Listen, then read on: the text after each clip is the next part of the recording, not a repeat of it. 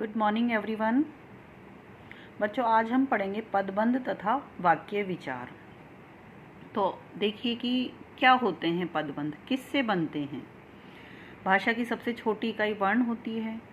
वर्णों के सार्थक समूह से शब्द बनते हैं, शब्दों के सार्थक समूह से वाक्य बनते हैं और वाक्यों के सही तरह से प्रयोग होने पर वो पद बन जाते हैं। वाक्य के प्रमुख दो भेद होते हैं, उद्देश्य और विधेय। तो देखिए क्या होता है कि जो कर्ता द्वारा क्रिया के विभिन्न पहलुओं पर प्रकाश डालते हैं उन्हें उद्देश्य कहते हैं। जैसे एक तो होता है कर्ता और एक होता है कर्ता द्वारा किया गया कार्य। तो उद्देश्य तो कर्ता होता है और जो वो कार्य करता है वो सारा उसका विधेय हो जाता है। तो व्याकरण में इन्हीं वाक्यांशों को पदबंध कहते हैं। जैसे घनघोर गरजने वाले बादल बरसते नहीं हैं। तो यहाँ बादल के लिए इतना कुछ कहा गया है, ये सब कुछ पदबंध में आएगा। जैसे मान लो बादल तो संज्ञा है और ये सब कुछ उसके बारे में कहा गया है कि घनघोर गरजने वाले बादल बरसते नहीं हैं। इस वाक्य में मोटे छपे 4 शब्द पद मिलकर एक ही कर्ता पद, यानी कि कर्ता एक ही है इसका, उसको ही सब कुछ उसी के बारे में कहा गया है। तो संज्ञा का काम कर रहे हैं, अतः यह संज्ञा पदबंध है। दूसरे शब्दों में पदबंध वाक्य का ऐसा अंश है जो कई पदों से मिलकर एक सार्थक पद का काम करता है। अब इसकी परिभाषा देखिए। कई पदों के योग से बने वाक्यांश को, कई पदों से, ऐसा नहीं है कि संज्ञा से ही बनेंगे, सर्वनाम से भी, विशेषण से भी, क्रिया से भी, इस तरह से ये कई पदों से बनेंगे जो एक व्याकरणीय कोटि यानी कि संज्ञा, सर्वनाम, विशेषण, क्रिया और क्रिया विशेषण या अव्यय पद का काम करते हैं, उन्हें पदबंध कहते हैं। इसकी विशेष बातें देखिए कि पदबंध में क्या क्या होता है, आपको क्या छांटना होता है, कैसे आप पहचानेंगे कि ये पदबंध है। पदबंध में कई पद होते हैं। पदबंध में सभी पद परस्पर संबंध रखते हैं एक दूसरे से। वाक्य में यह वाक्यांश अथवा पद समूह एक सार्थक इकाई के रूप में काम करता है। पदबंध संपूर्ण वाक्य नहीं है, एक वाक्यांश मात्र है। देखिए पदबंध जो होता है वो संपूर्ण वाक्य नहीं होता, सिर्फ एक वाक्यांश होता है।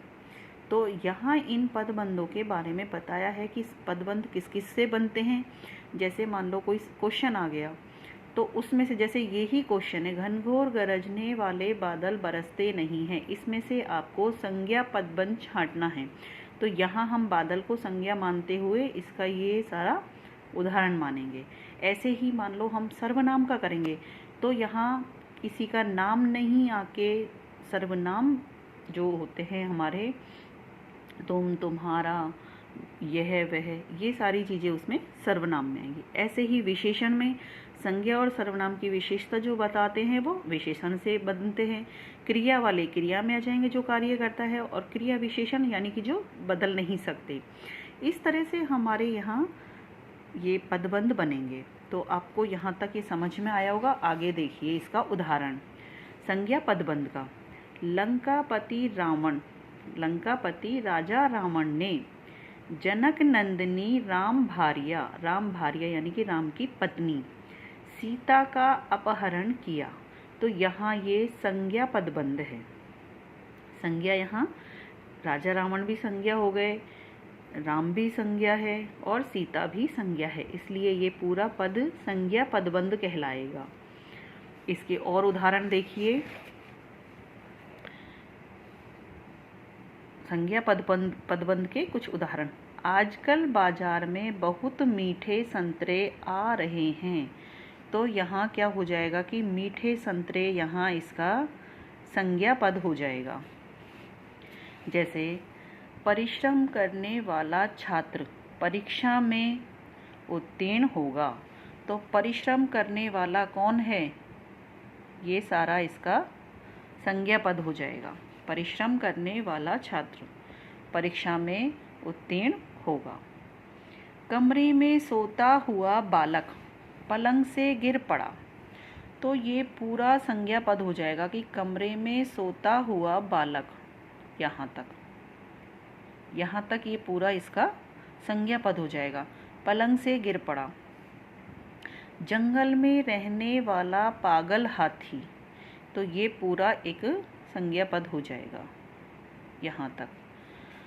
सैनिकों द्वारा पकड़ा गया, तो इस तरह से ये संज्ञा पद बनेंगे कि हमारे पास कोई क्वेश्चन आता है इस तरह का, तो हमें उसमें से छांटना होगा। जैसे मान लो कि इसमें से हमें 2-3 चीज़ छांटने के लिए दे दी जाए, तो उसमें हमें जैसे मान लो वो क्वेश्चन में ही बोलते हैं कि आपको बताना है कि कौन सा पद है, या संज्ञा पद है, सर्वनाम पद है, विशेषण पद है। तो आपको थोड़ी यहाँ पहचान करनी होगी कि संज्ञा पद में किसी के लिए विशेष उस पर दिया जाएगा, तो वहाँ हमें संज्ञा पद छांटना होगा। अब नेक्स्ट देखिए, सर्वनाम पदबंध।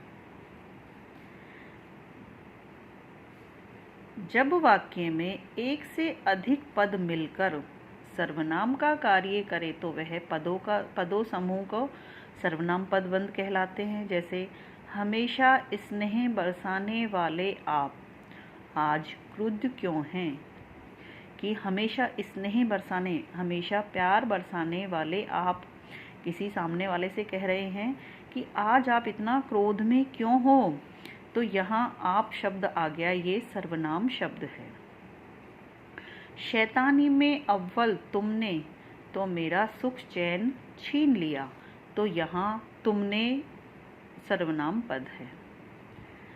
सब पर उदारता रखने वाले तुम अपने प्रति इतने कठोर क्यों हो।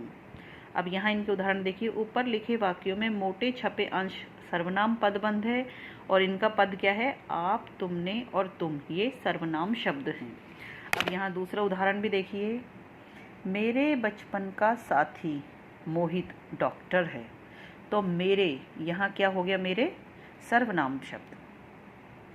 कक्षा में शोर मचाने वाले तुम, तो यहाँ ये तुम इसका सर्वनाम पद हो गया। आज क्यों चुप हो।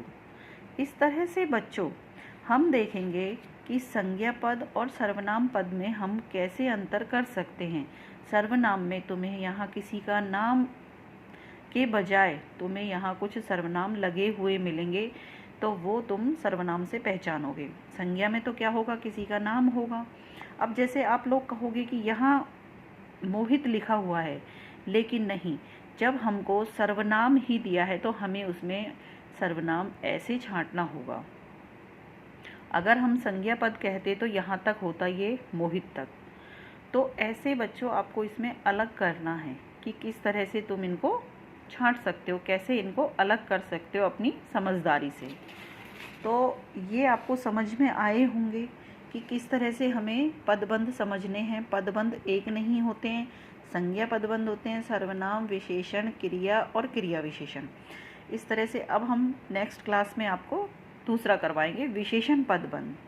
तो आप इसको ध्यान से पढ़ेंगे और अपनी नोटबुक में करेंगे, ध्यान से समझ के आगे की क्लास में हम आपको और करवाएंगे।